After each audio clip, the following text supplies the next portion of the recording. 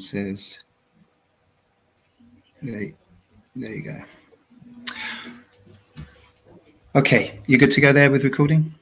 I am, yes. Okay, great. Okay, so hi, welcome Qu'appelle to the show. How are you doing? Great.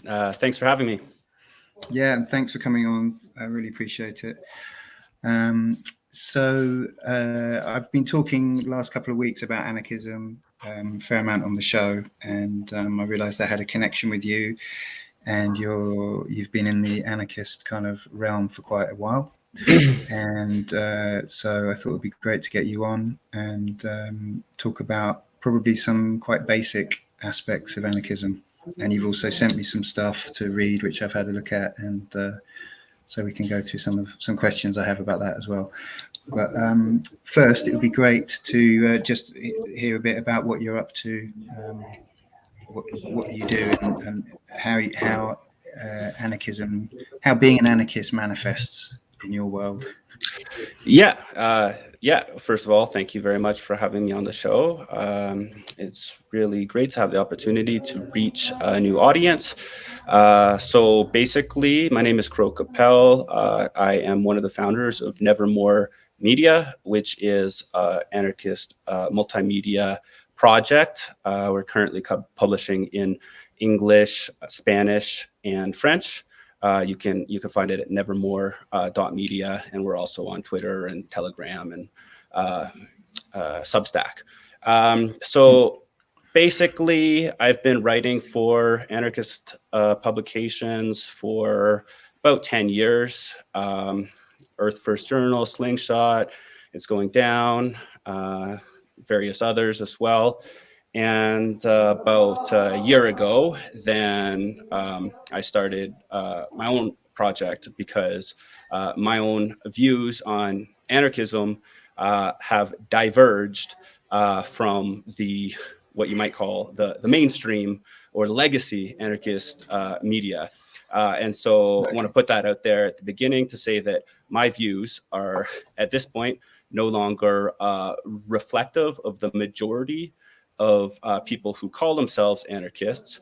However, I believe that my views and the views of my comrades at NEVERMORE Media are reflective of what we would call real anarchism, which you could also call classical anarchism, which is a philosophy which is centered around human freedom and the belief that human beings have an innate capacity for self-organization and that we do not need to be controlled for our own good, as all statists, be they fascists or liberals or communists, believe.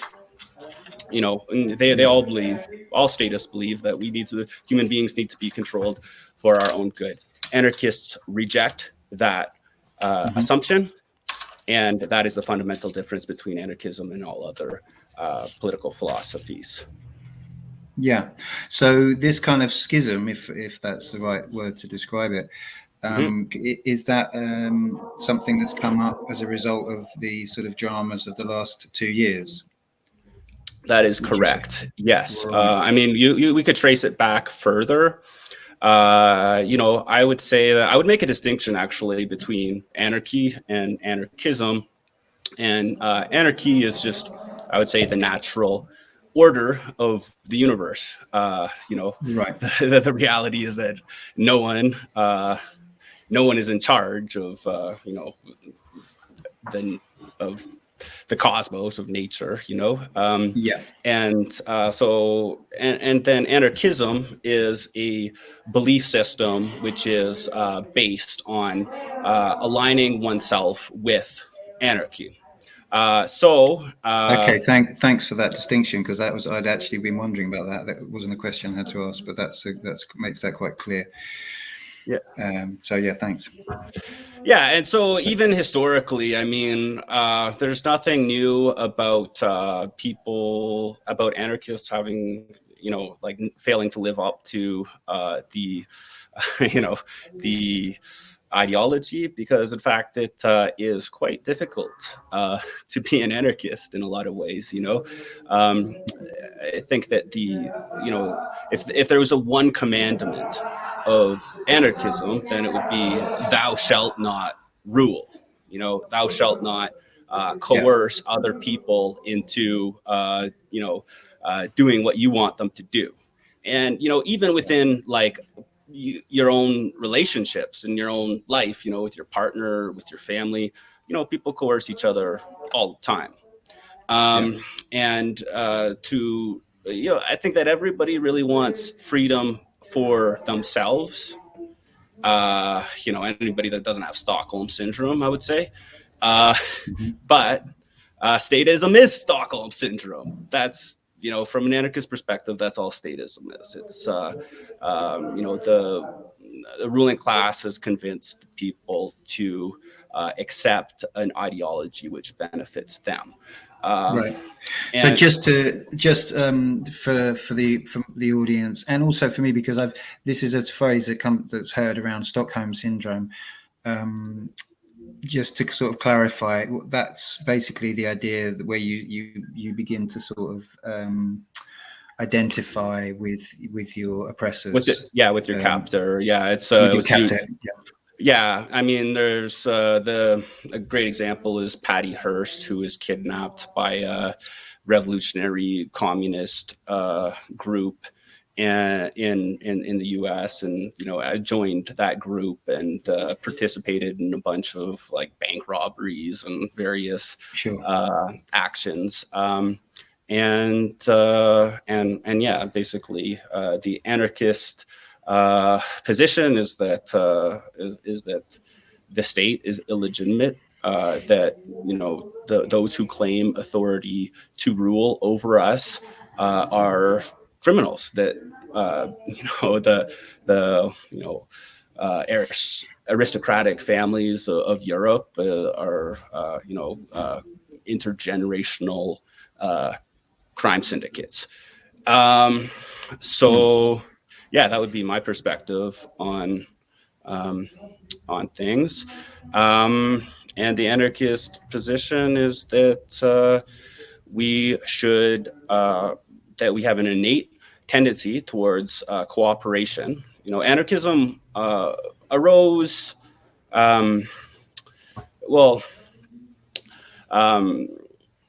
in response to Darwinism. I mean, it's more complicated than that. But if we're to look at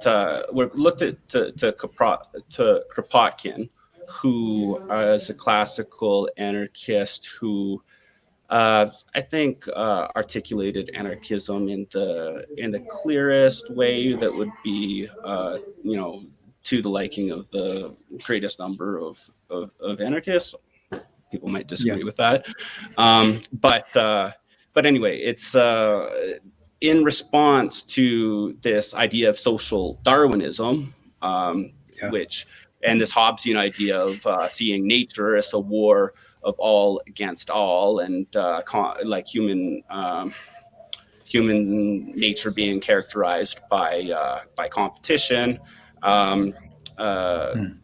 Kropotkin, who was a geographer, social scientist, refuted that and advanced this idea of mutual aid, which called a factor in evolution, just pointing towards the fact that human beings have an innate tendency to cooperate with one another because our survival has always depended upon it. So the idea is that the cooperation which human societies is innate to human beings. Like if you look at hunter-gatherer societies, then there is Marx would have called it primitive communism, but there's an egalitarian egalitarianism is the norm in immediate return hunter-gatherer societies.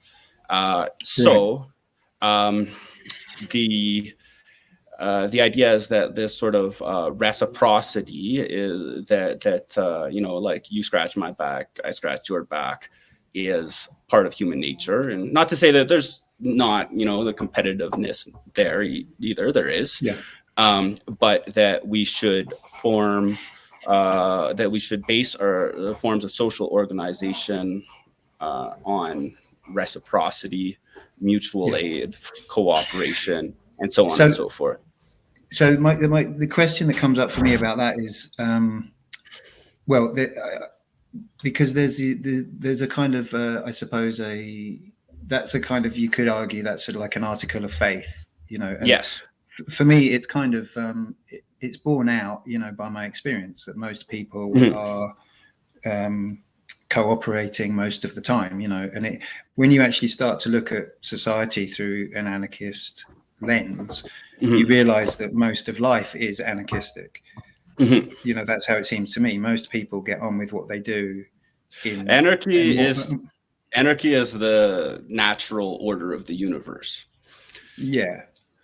But then, I mean, so on this topic, I think you sent me a piece by quite a great sort of very short but quite sort of comprehensive statement of his philosophy by Paul Kudunek. Yes. And I picked out a couple of bits, one of which was on this subject. So I'm just going to read this quickly. It says, the potential and natural tendency for cooperation and mutual aid is based on our belonging to the natural world, where cooperation remains intact as the general rule of life. It is a continuation of nature within humanity, the extension of the organic structure of nature into the realm of human affairs. A human society without a state can hold itself together because that is what it had evolved to do before the modern era of hierarchies warped our ways of living. But the question there is, you know, the question that comes up for me there really comes up in the last sentence, you know, before the modern era of hierarchies warped our ways of living. And I would add our way of thinking, our way of feeling, you know. So the question here is like, okay, even if I sort of accept this kind of premise of the basic goodness of people, which I do completely, you know, the fact is that people are acting in a kind of I'd say maybe a kind of conditioned sort of just childlike state, and they're not really maturing into really fully conscious and conscientious beings in a lot of cases. So how is that sort of, you know, how do we deal with that? Yeah. Okay. So when you say that it requires faith, I would agree with you.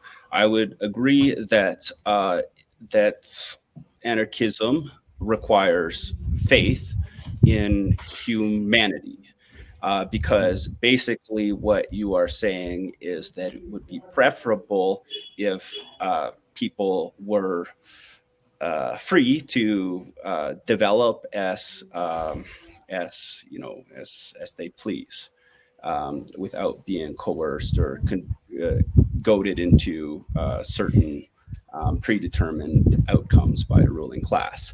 And so in order to believe that, you must kind of believe that the capacity of human beings to be good, to choose you know, things that are beneficial for the collective and not just the individual, it predominates over the nastier sides of human nature, because we don't at all, anarchists do not deny at all the existence of you know, the darker side of human nature. However, I think that a lot of the most maladaptive antisocial behavior is the result of people who are traumatized and who have not had what they need in order to, develop healthy, mature people, right? So I would say that that anarchism is the political philosophy which loves humanity the most, all together. And I'm talking about Western philosophies here. All others, assert that we must be controlled in some way for our own good, right? So I suppose from the sort of naive perspective, because I've had a couple of discussions with people, there's this kind of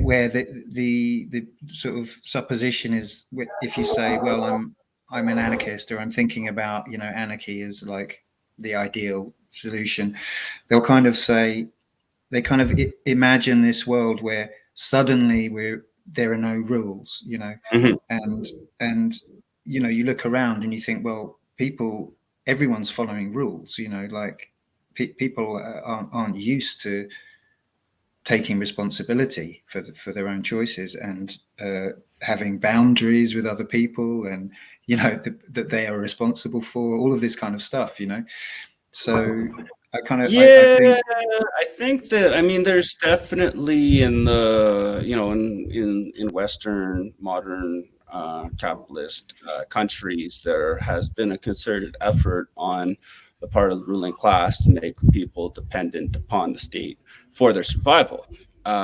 So here are many generations deep into this process of domestication, and they're basically anarchism, I would say, and I'm not the first person to say this, and there's a lot of affinities with Daoism, the idea that the goal of the person who wants to live a good life is to align themselves with nature, align, and I really think that if a healthy person, a happy person wants the people around them to be happy and healthy, and they will be happier and healthier if the people around them are as well, right? This to me seems incredibly obvious, and of course there are challenges that human beings face, and I think that this emergent political tendency, which I identify with, which is very influenced by indigenous worldviews as well, views the project, like what we should be dedicating our energy to, as an effort in healing as well. So this idea of revolution, yes, I believe in revolution, but what does that mean really? Does that mean storming the Winter Palace? Does that mean bringing out the guillotine and like chopping off the heads of the bad guys? Because I don't think that really worked, did it? There's a power vacuum which is created when the authorities are overtaken by the masses, and who tends to benefit in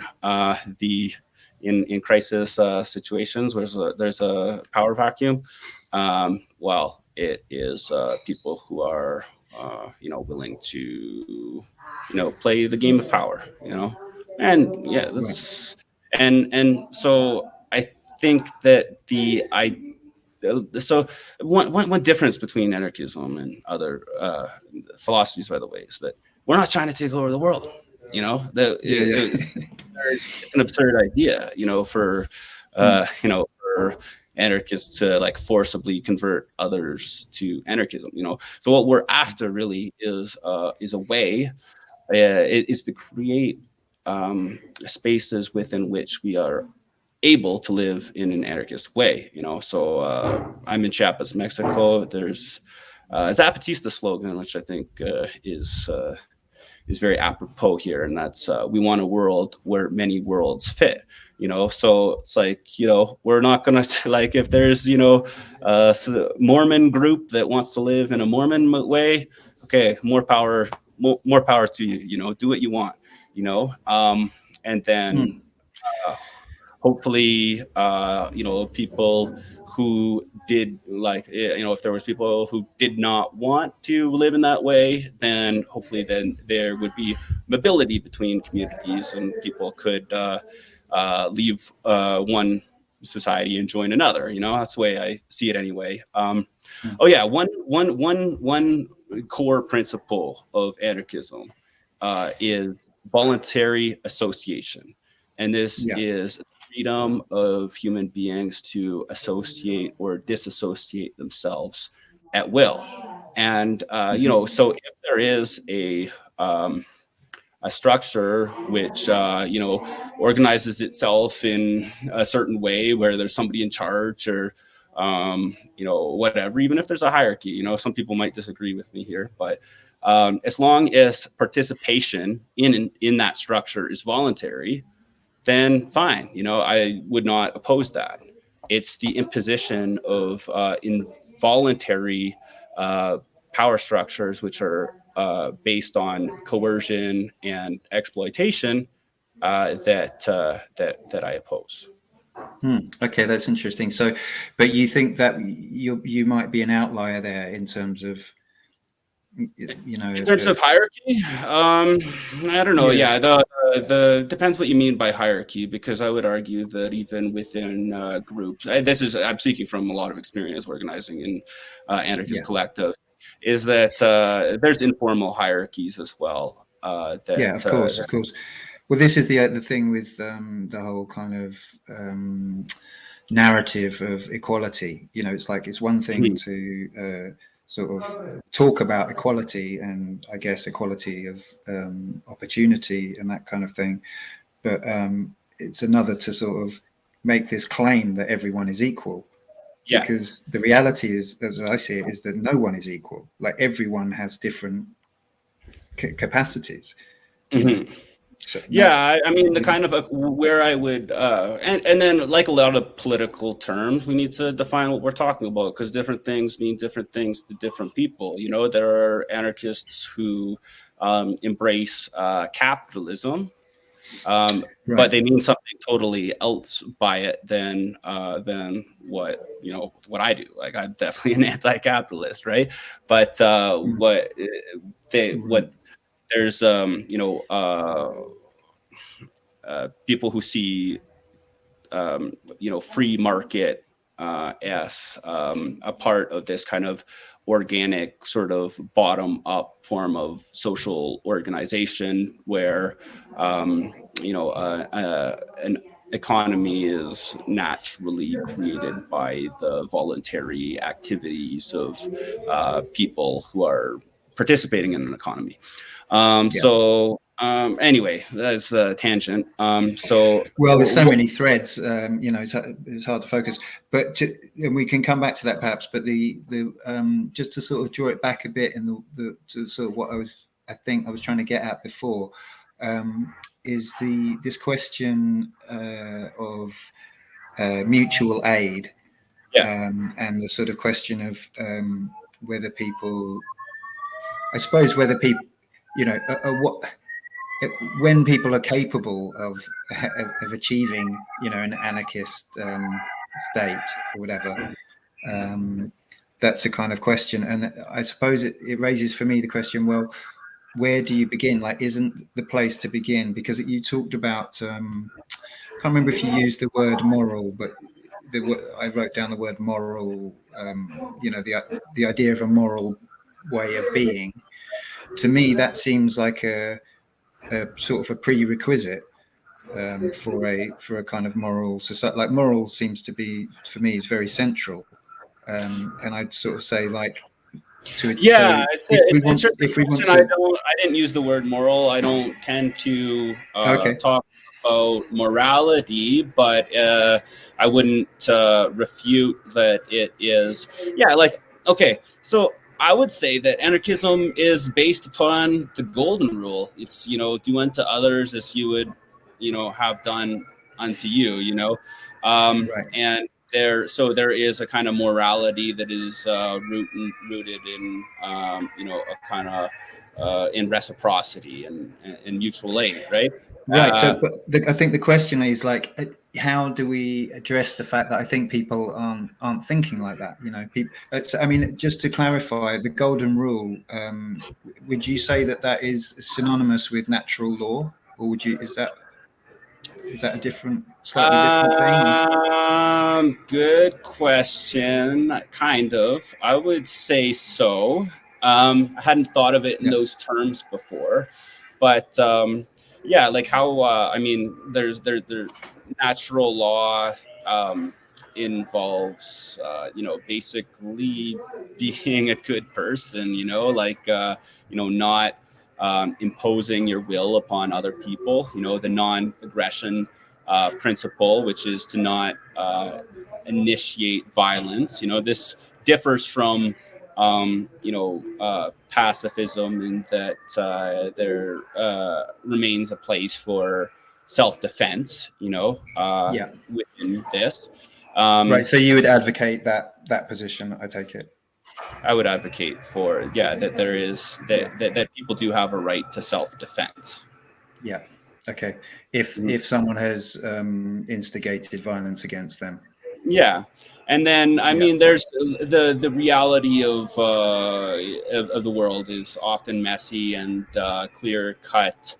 Um, you know, uh, uh, axioms are kind of elusive, but there's certain Yeah. principles that we can guide our lives by. I'd say that the golden rule is certainly one, and yeah, like there, you know I would argue also that instead of framing things in terms of rules, in terms of commandments, thou shalt not do this, and is that if we have certain guiding principles that we live our lives by and that we organize ourselves in accordance with, Yeah. then that's more helpful, and I don't know, I think that like respect, for instance, like what does that mean?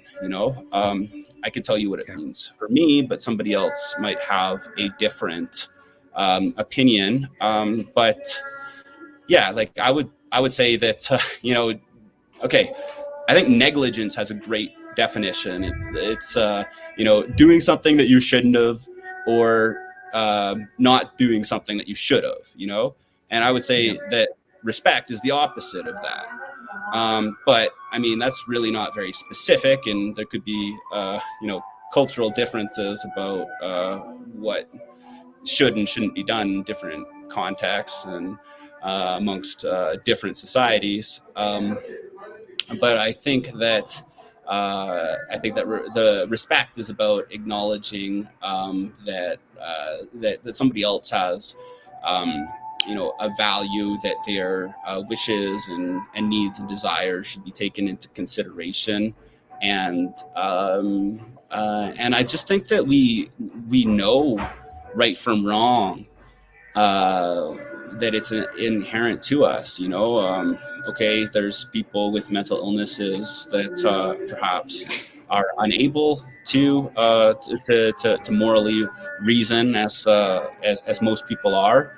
Okay, there's exceptions to every rule, but I do think that like we know right from wrong instinctively, and that's what I would say that natural law is. And I should take a moment here to say that it's a anarchism as as a Western political philosophy.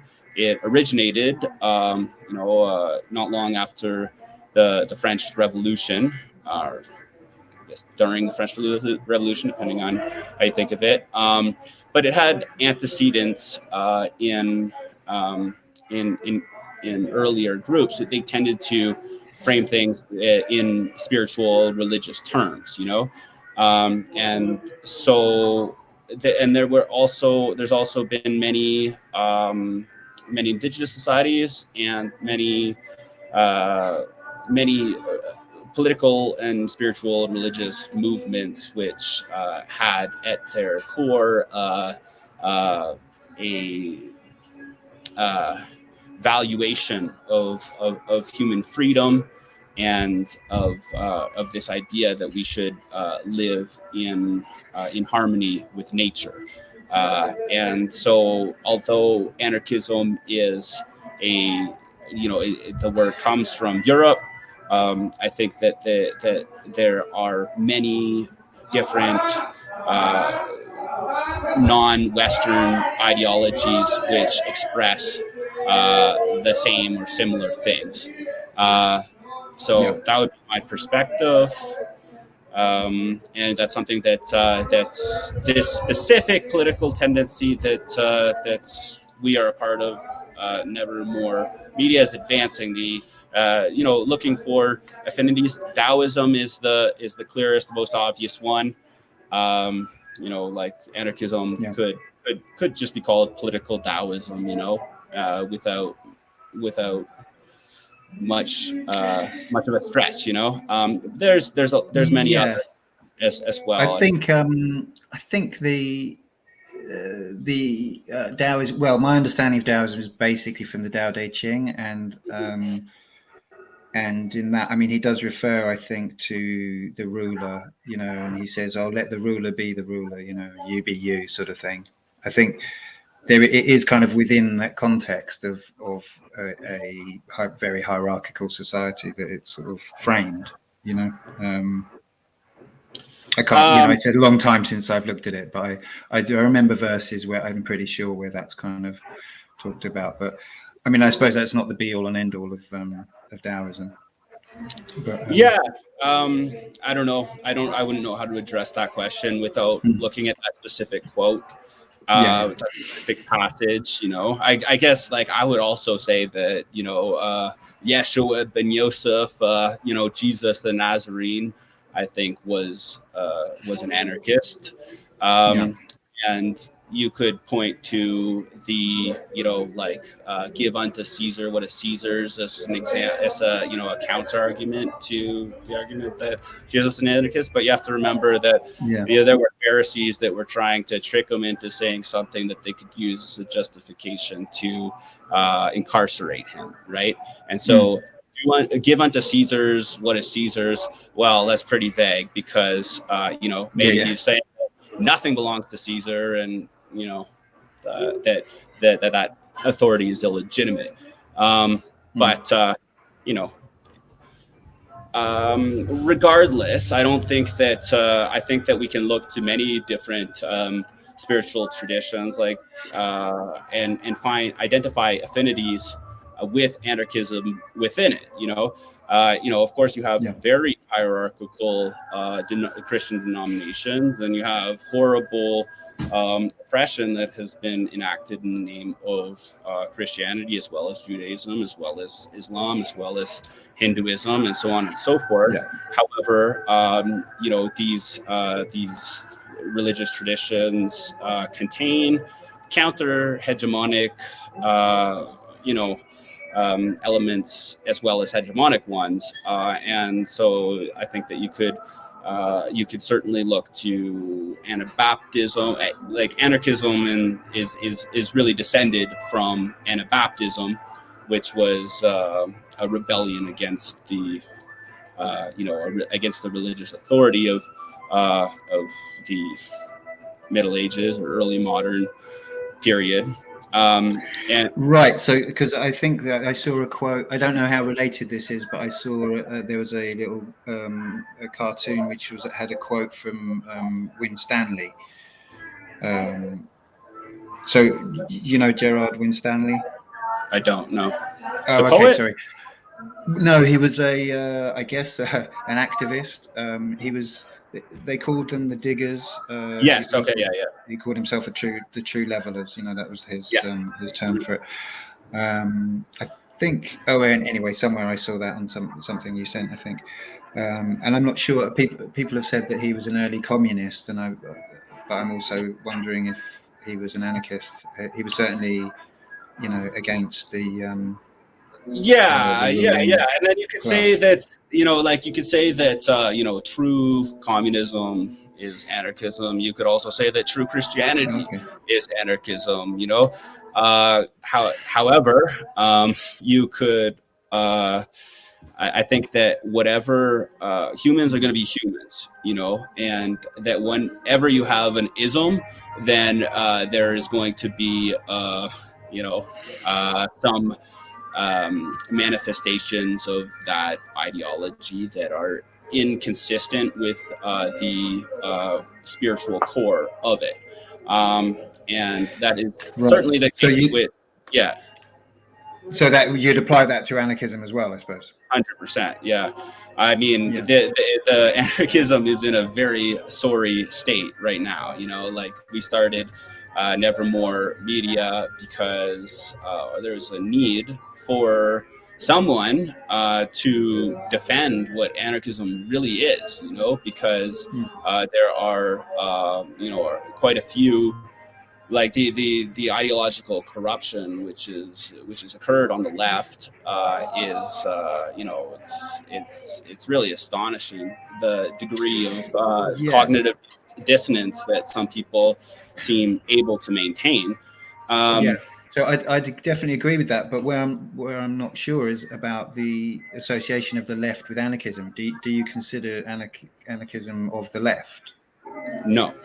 Oh, okay, good. Yeah, right, fine. That's fine. And like the green anarchist tradition has kind of, separated itself from leftism starting in the 90s. There's a specific tendency within anarchism called post-left anarchism. But to really answer this question, you have to go back to the first international, which was when a bunch of revolutionaries got together from different countries in order to plot and scheme to overthrow the capitalist world order. And there were two factions present at this meeting. There were two main factions: the anarchists, led by Bakunin, and the Marxists, led by Karl Marx. And so there has, since that time, been an entanglement between Marxism and anarchism. And anarchists have certainly, in the political context which I come out of, been, very much part of the left. And now, and there is another tradition, which is more right-wing anarchism, it could be called, but that's something which I never paid any attention to before this whole COVID coup stuff, and I've been educating myself about it more recently, and I don't know, they're definitely right about some things, and I think that it's worth engaging with these ideas. I think that they're also wrong about some things, but same with the left, and definitely what I am advocating for is that anarchists divorce themselves from Marxists and separate ourselves from Marxism. Sure, Marx was right about some things, but what he advocated for, this idea of forcing equality upon people, is just a tremendously stupid idea. It's just that people are going to learn how to be free by forming voluntary relationships based on respect and reciprocity, not by being, indoctrinated into. It's just absurd, really. It's incredible that this whole phenomenon is still going strong after, the lessons of the 20th century. Right. Yes, I would agree with that. It's quite extraordinary. Because that was actually a question that came up for me when I was reading, because there's a lot I think in some of the Paul Kudunek stuff. Just trying to find it now. Yeah, let me say a little bit about Paul Kudunek, because okay. I call him the world's foremost defender of real anarchism. Mm-hmm. And I think that he's been a tremendous inspiration to me. I mean, it's a great honor, really, to be in communication with him, to be publishing his writing, and I don't know if I would have started this project if it wasn't for the fact that I came across his writing, and it rekindled within me, understanding that this is who I am at the core of my being, because it's been so disappointing how people who call themselves anarchists have really failed to live up to the spiritual core of this tradition, So part of what one of his core ideas is anarcho-perennialism. And I believe this term he coined. The term perennialism is not new. It refers to the idea that there is a universal truth which different societies, different moments in time will rediscover. So like a perennial plant which flowers again every season and then dies and then is reborn. That likewise is there a certain form of human social organization that will be rediscovered periodically because it is innate to us. So this idea is associated with Aldous Huxley, and romanticism as well. But the idea is that there is, a single truth, and it makes sense to me. It's that human beings haven't changed very much in the last 10, 20,000 years. Not in our biology, and technologies change. Okay, sure. But in terms of the truth doesn't change, and I think that so this is one of the core ideas, and I like it because it also provides a way to present a vision of the of this political philosophy that identifies currents within different traditions that are resonant with anarchism. You could say that that there is a universal truth which is at the core of world religions, whether Daoism, Christianity, or Islam, and so on. And of course, human beings being human beings, ideology is often weaponized, against the people in a way that justifies whatever political agenda whoever happens to be manipulating that ideology happens to have at any given moment. However, I think that there is, you know, a universal truth, and that it is contained within all of these different spiritual traditions. So this is the idea of perennialism. So Paul Kudunek has articulated this this philosophy, and I think that it's very exciting because it provides a framework as well for people of different backgrounds to kind of, you know, find common ground with one another. Because again, we're not looking to convert people to, you know, to our way of thinking, or, you know, if it resonates with people and they decide that they're an anarchist, that's great, you know. But I think that there are other people that will express their ethics and their morality and their political philosophy in you know, the terms of the culture that they were raised in, and that's great. You know, we should be looking towards creating a pluralistic movement, a movement which has you know, diversity within it. You know, and I don't know.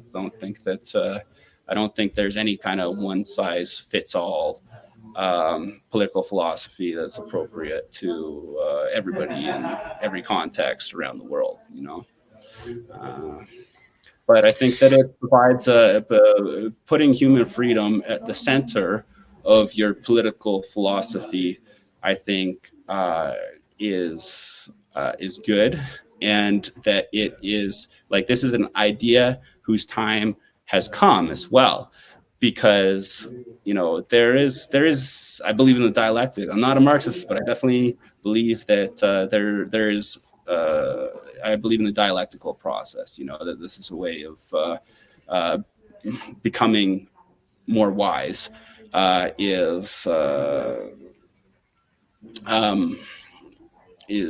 bringing together opposite ideas. So I also think that that's right now that anarchism is the antithesis to oppression, and because we live in a time where oppression is rampant, you have a rise of totalitarianism and all of this, that necessarily there will be a rise of movement that is the antithesis of that.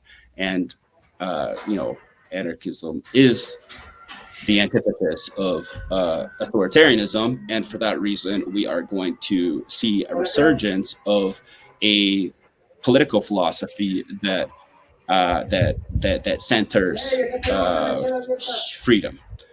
So whether whether or not that's called anarchism or something else is unimportant. And so sorry, just to come in on that, the when you say, you know, totalitarianism is on the rise, I imagine some people listening might question that. They might say, well, what's he talking about? Everything's going great. You know. Okay. So, well, I mean, I'm from Ottawa. Okay. So I mean, I've left Canada for political reasons. Right. And you know, like, I just saw something today that an elected politician has just turned themselves in for basically expressing support for anti-mandate protests. So I think this is another milestone in Canada's descent into totalitarianism. Yeah, I saw that as well. Yeah, I also saw. I mean, interestingly, you know, on the other side, I don't know if you've seen. In fact, I might play it on the show. There's a few. Sorry, I can't think of his name now. The Prime Minister Trudeau appeared in the EU Parliament, and there's a couple of members of the European Parliament being really quite straightforward, telling him what they think. Yeah. And I mean, Trudeau's unimportant. You know, he's just a puppet. You know, like he's not. definitely not the sharpest knife in the drawer, you know, like he's an actor. And I don't like to talk too much about politicians because, you know, like electoral politics is just the entertainment wing of the military industrial complex. You know, they want you to pay attention to Trump and Johnson and blah, blah, blah. And that's not the real power, you know. These are just professional liars put in front of the camera by the people who own the governments and the media, you know. Right, but there is also a that is the place where the drama unfolds, and you know, whether we like it or not, you know, that is the place where these actors you know, walk the stage, and that's where the cameras are pointed, and that's what people are seeing. So there is the kind of, so it is of some significance, I'd say, that, you know, on the for people, for the ordinary person, that's something that's happening, you know, that this person who has been taking part in this oppressive action, these kind of outrageous actions in Canada, is being kind of called to account on, you know, in some way, at some level, you know. Yeah. You know, I mean, I tend to agree with you, you know, on that it's not of fundamental importance. But on the other hand, there is a narrative out there, a media narrative that kind of is what we have, unfortunately. You know, it's all we have really as a way of judging what's going on in the world, you know. Yeah, and I don't know, I did a whole bunch of interviews with various people that I met on my travels from different countries, in order to kind of get the perspectives of real ordinary people about what was going on in their countries, because we just can't believe what the media says, you know. Like remember I met this I don't know, like we were all hearing about how terrible things were in Brazil in the Canadian media, and then I met people who had actually been there and had been like hitchhiking through Brazil, and they're like, yeah, no, it's great, you know, it's awesome, you know, like there's no problem of COVID there, you know, it's yeah, so I don't know, if you actually talk to real people, the media likes to direct your attention. So, you know, like I think that you can see that you started to have this, you know, people fighting back against mandatory vaccinations and these vax passes and all of this, and then okay, then there's a kind of looks like there's a global movement which is emerging, and then all of a sudden they're not paying attention to that anymore. They're paying attention to the situation, the Russian invasion of the Ukraine, right? So I don't know. It's kind of like at this point, if we want people to pay attention to what we're doing, then it's good for us to, you know, talk about the things that are the current topics, you know. So we have produced quite a bit of content on analysis of that conflict in the Ukraine, for instance. However, I don't think that we should just follow the you know, what the mainstream media is talking about, because they want to direct your attention towards things which are which I mean often is to direct your attention away from things that are really going on in your own life. So some of the stuff you said in the last you know, few minutes is to some people that would sound maybe quite extraordinary and quite let's say conspiracy theories. Yeah. You know? So my question is that, do you think that kind of a viewpoint on let's say on power and on like the world events, that kind of worldview, do you think that's inherent in being an anarchist, or are they two kind of separate things? Can you be an anarchist without seeing the world like that, or, you know, could you see the world like that and not be an anarchist? Do you know what I mean? Are they Are they mutually exclusive? Yeah, I mean, mutually dependent? I'm not going to make myself, I don't know, I'm not going to say that people have to believe a certain thing, you know. However, I think that the reality is that there are people who claim authority over the people and that they make decisions behind closed doors, and that those decisions affect the lives of people. So, you know, I think that this idea of conspiracy has been portrayed in a certain way in order to make it seem ridiculous or absurd. Whereas, you know, I think that, you know, a pharmaceutical company which is getting together in order to find a way to market a product to people, you know, that don't need it, is that not a criminal conspiracy? You know, if there's you know, health impacts upon the people, like let's say opiates, you know, if they're marketing opiates and they know what they're doing and they're marketing it towards people that don't need it, and then it's addictive and people get it. So, you know, the people, the board members of Purdue Pharmaceutical, for instance, which marketed OxyContin and you know, kicked off this this opiate crisis that you know, is killing so many people in Canada and the U.S. You know, is that not a criminal conspiracy? So if we're to attempt to figure out what all of the what they were up to, and we have a hypothesis, then okay, then we've got a conspiracy theory. You're like, okay, they were doing this deliberately. Okay, that's a conspiracy theory. Is it supported by the evidence? Okay, that's a different question, because a theory is a theory. It's a hypothesis. So we're, you know, we can't always have 100% certainty about. In fact, there's very few things about which we can have 100% certainty. You know. And I think that people that are really interested in truth understand that, you know,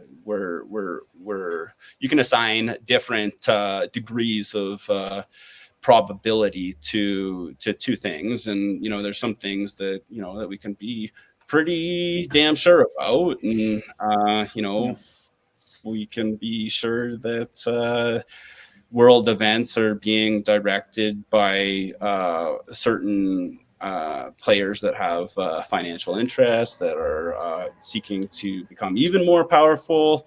And I don't know. I don't think that there's any point in refuting this label of conspiracy theory. And I, you know, like, I proudly identify as an anti-vaxxer and anti-masker as well, because when you claim terms that are used as pejoratives for yourself, then they lose their power to, you know, to discredit you, you know. So right. So just to pick up on that anti-vaxxer, because I've been, I think, termed, recently someone called me an anti-vaxxer, and I sort of took issue with it because my position is that what I say is, well, I support the Nuremberg principles, you know, that of medical freedom. So if someone wants to inject themselves with whatever they want, that's their choice. So I'm not against that. That would be sort of, so therefore I don't consider myself anti. You're pro-choice, basically. You're pro-choice. Pro-choice, yeah. So anti wouldn't, you know, wouldn't. That's inaccurate. For me, I consider that inaccurate for me, you know. So I wouldn't kind of embrace that. I actually, that was one of the things I was going to ask you, because I saw that on your thing. But so what does it mean for you, anti-vax? It means that we don't need this shit. Oh, sorry, I wasn't supposed to. we don't need this, like, I'm here in Chiapas, Mexico. There are communities that in which all vaccination is banned, indigenous communities where vaccination is illegal. They came in with medical teams trying to like vaccinate people, and they burned the trucks, and wow. Are people dying of some previously unknown respiratory illness here? No, they are not. It's just we don't need it. So that's my position, and I think that I think that we need to think about language and human cognition and how it works, because there's something called the social desirability bias, which is people want to be approved of by their peers, and there's nothing wrong with this, but it can be weaponized. This human tendency can be weaponized. So the use of pejoratives has led to people being afraid to express what they actually believe, and it has stifled discourse, right? So the use of the term anti-masker, and its use as a pejorative